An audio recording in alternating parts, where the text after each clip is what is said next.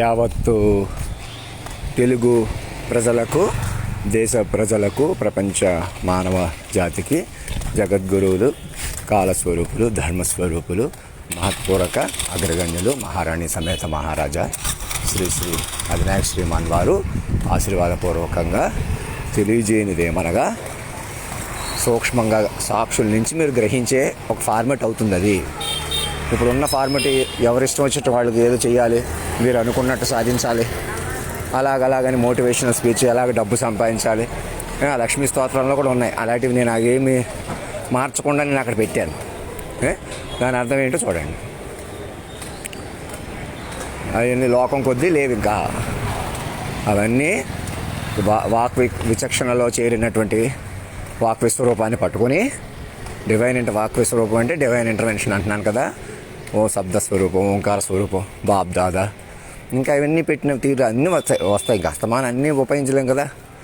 మీరు అందులో ఏ రూపాన్ని ఎంచుకొని అలాగా అన్నీ డెవలప్ చేసుకోవచ్చు అనమాట. అవన్నీ వాక్కే అందినాయి.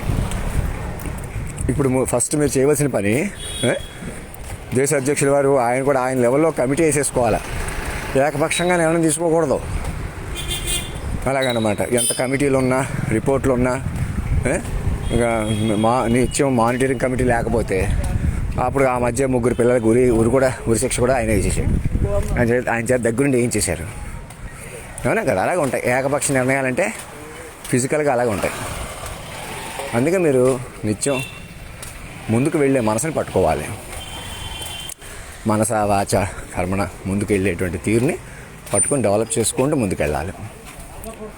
అలా డెవలప్ చేసిన కొద్దీ డెవలప్ అవుద్ది అనమాట.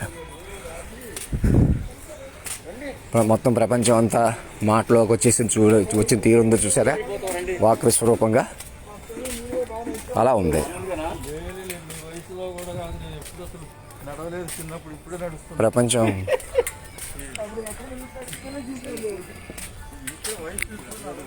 మొత్తం వాక్ విశ్వరూపంగా పరిణామంగా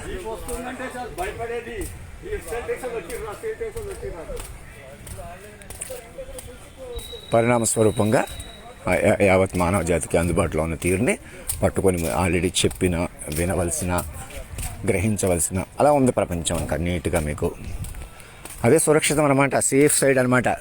మీకు అది మీరు అర్థం చేసుకోవడంలో చెలగాడు పడిపోవడం వల్ల కుదరట్లేదు అంతే. పంతం పెంచేసుకుని అప్పుడేమో ఏడాకోళంగా మొదలుపెట్టి ఇప్పుడు మీరే సీరియస్ పోయి తవ్వుకున్నారా, ఏం మేరకు తవ్వారా, ఏం భయపడక్కర్లేదు. మీరు అందరూ ఓటు అయిపోతాయి.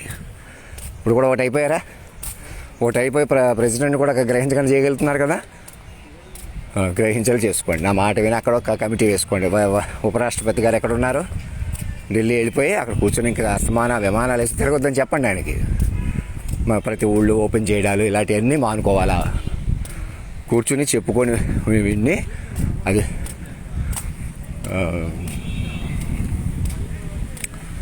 మీరు ఒక 5,000 పేజీల క్రమంలో నాలో తేజస్సు పెరుగుతుంది చూడండి. కావాలంటే మీకే తెలుస్తుంది. నాకు ధైర్యం అలా పెరుగుతుంది అన్నమాట. నన్ను మీరు చూడాలి. చూడటం అన్నది మీరు ఏదో టైటిల్ పెట్టి ఏదో సినిమా తీయటం అలా కూడా మన చేతులకు రాదు.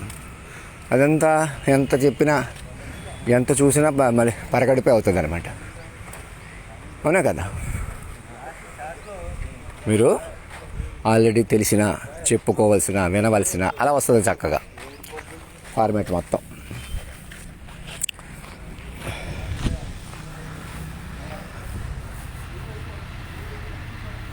ధర్మో రక్షతి రక్షత సత్యమేవ జయతే.